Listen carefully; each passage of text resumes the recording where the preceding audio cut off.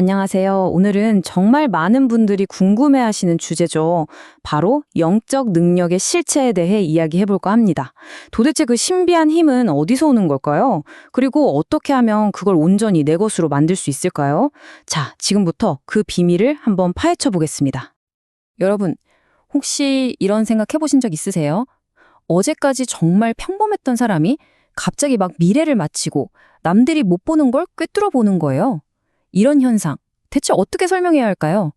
오늘 바로 그 현상 뒤에 숨겨진 비밀, 빌려온 힘의 원리에 대해서 한번 알아보려고 합니다. 자, 첫 번째로 꼭 짚고 넘어가야 할 게 있는데요. 이 영적인 경험이라는 게 무특별한 사람들한테만 일어나는 게 절대 아니라는 겁니다. 우리가 흔히 신을 받는다 이러면 되게 거창하게 들리잖아요? 근데 사실은요, 우리 주변 어디에서나 일어날 수 있는 생각보다 아주 보편적인 현상이라는 거죠. 보세요. 무속인 구탄이나 스님 계신 절에서만 일어나는 게 아니에요. 기독교 부흥회, 기수련단체, 명상센터, 심지어는 정말 인생에서 너무너무 힘든 위기를 겪을 때도 이런 경험을 할 수 있습니다. 그러니까 어떤 종교냐, 어떤 수행 방식이냐가 중요한 게 아니고요. 우리의 의식이 아주 고도로 집중되거나 확 열리는 모든 순간이 바로 영적인 만남의 문이 될 수 있다는 뜻입니다. 결국 장소가 아니라 그 사람의 내면 상태가 핵심인 거죠. 그래서 이런 말이 있죠. 피할 수가 없다. 여기서 피하면 저기서 받는다. 이게 무슨 뜻이겠어요? 영적인 성장을 하려는 사람에게 이런 만남은 선택하고 말고의 문제가 아니라는 겁니다. 그냥 여정의 일부인 거예요. 그러니까 피하려고 막 애쓰는 것보다는 이런 만남이 왔을 때 내가 어떻게 해야 하지? 하고 준비하는 게 훨씬 현명하다는 거겠죠. 자, 그렇다면 피할 수도 없는 이 만남의 순간에 대체 뭐가 가장 중요할까요? 사실 이게 오늘 제가 제일 강조하고 싶은 부분입니다. 바로 여러분이 처음 만나는 안내자, 즉 첫 스승이 누구냐에 따라서 여러분의 영적인 여정 전체의 방향이 완전히 결정된다는 사실이에요. 이 변화의 순간에 누구를 만나느냐가 평생을 결정한다.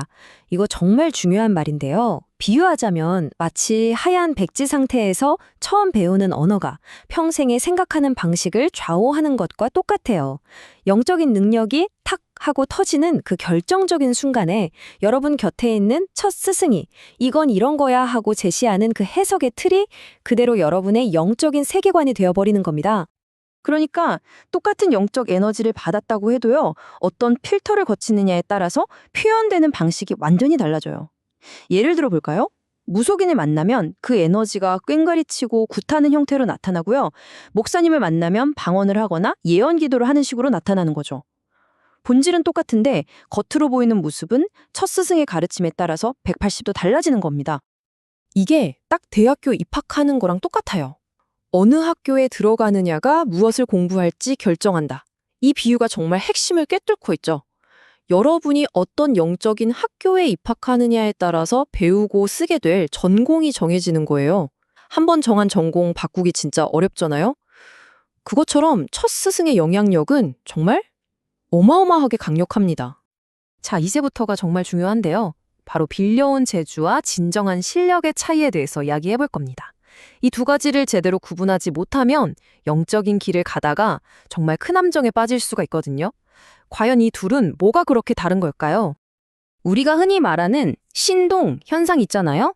그게 바로 이 빌려온 재주의 아주 대표적인 예입니다. 한번 상상해 보세요. 4살짜리 꼬마 아이가 막 미적분 문제를 술술 풀어요. 이게 그 아이가 밤새 공부해서 얻은 지식일까요? 아니죠.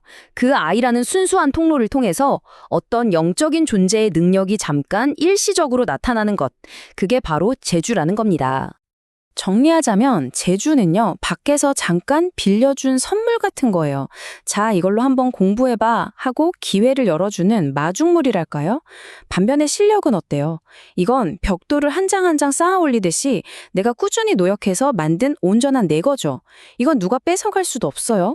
근데 진짜 문제는 뭐냐면 처음 그 재주를 경험할 때 이게 마치 내 진짜 실력인 것처럼 착각하기가 너무너무 쉽다는 거예요. 자, 그럼 만약에 이 빌려온 재주를 자기 실력이라고 착각하고 공부를 안 하면 어떻게 될까요? 그 착각의 대가는 정말 생각보다 훨씬 혹독합니다. 그 빌려줬던 힘이 싹 사라지는 순간 그때까지 주어졌던 기회가 아주 냉정한 시험으로 바뀌게 되거든요. 여기서 우리가 꼭 알아야 할 게 바로 그 빌려온 힘의 목적이에요. 그 힘은 여러분을 무슨 스타로 만들어주려고 온 게 아닙니다. 진짜 목적은 뭐냐면 여러분에게 가르침을 줄 사람들을 주변으로 모아주는 것. 다시 말해 공부할 수 있는 환경을 만들어주는 게 전부예요. 그리고 그 환경이 딱 만들어지면 마치 연극무대 장치가 싹 바뀌듯이 그 힘은 자연스럽게 회수됩니다. 그러니까 이건 추락이 아니에요. 성장을 위한 다음 단계로 넘어가는 전환점인 거죠. 하지만 이 전환의 의미를 깨닫지 못하면 대부분의 사람들은 그야말로 추락의 길을 걷게 됩니다.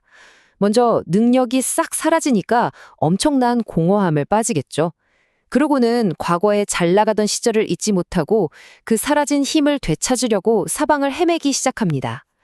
유명한 산, 용하다는 기도터 다 찾아다니면서 제발 그 힘을 돌려주세요 빌어보지만 당연히 응답이 없죠. 그럼 어떻게 되느냐? 결국에는 막 한겨울에 얼음물에 들어가고 돼지머리 받치고 본질과는 전혀 상관없는 이상한 의식에 매달리게 되는 거예요. 이건 힘을 구하는 게 아니에요. 그냥 과거의 그 느낌에 중독된 것뿐입니다. 정말 안타깝죠. 그래서 이런 말이 있는 겁니다. 초등학교는 다시 입학할 수 없다. 이 비유가 참 아프면서도 이 상황을 너무나 정확하게 설명해줘요. 힘을 빌려주었던 그 시기는 기초를 닦을 수 있었던 초등교육의 기회였던 거예요. 근데 그 기회를 놓쳐버리고 이제 와서 다시 입학시켜달라고 떼를 써봐야 그건 불가능한 일이죠. 이젠 다른 방식으로 공부해야 할 때가 온 겁니다. 그럼 초등학교를 졸업한 학생은 어떻게 해야 할까요? 당연히 중학교에 가야죠. 힘이 사라졌다고 절망할 게 아니라 이제 진정한 공부의 길로 나아가야 하는 겁니다. 힘이 사라졌다는 건 끝이 아니에요. 오히려 자, 이제 진짜 공부를 시작해 하는 신호인 거죠. 이제야말로 진짜 내 실력을 갖출 수 있는 길이 활짝 열린 겁니다. 바로 이 갈림길에서 여러분의 선택이 앞으로의 모든 걸 결정합니다. 하나는 과거의 그 힘의 미련을 못 버리고 가시덤불 속에서 평생을 헤매는 길. 다른 하나는 모든 걸 싹 내려놓고 이제부터라도 제대로 배우게 해주십시오. 새로운 스승을 만나게 해주십시오 하고 겸허하게 청하면서 새로운 길로 나아가는 것. 어떤 길을 가실 건가요? 선택은 여러분의 몫입니다. 이것만은 꼭 기억하세요. 배움을 구하는 건요, 절대 비굴한 게 아닙니다. 무슨 돼지머리 받치고 얼음물에 들어가고 그런 헛된 행동이 아니에요. 오히려 자신의 부족함을 딱 인정하고 나 성장하고 싶다고 외치는 가장 용기 있고 존엄한 자세입니다. 진정한 공부의 길을 열어달라는 그 진실된 마음 하나, 그거면 충분합니다. 자, 오늘 이야기를 마무리하면서 여러분 스스로에게 이 질문을 한번 던져보셨으면 좋겠습니다. 내가 지금 믿고 의지하고 있는 이 재능은 과연 하늘의 구름처럼 잠시 머물다 사라질 일시적인 선물일까? 아니면 내 땀과 노력으로 땅속 깊이 뿌리내린 누구도 뽑아갈 수 없는 진정한 실력일까?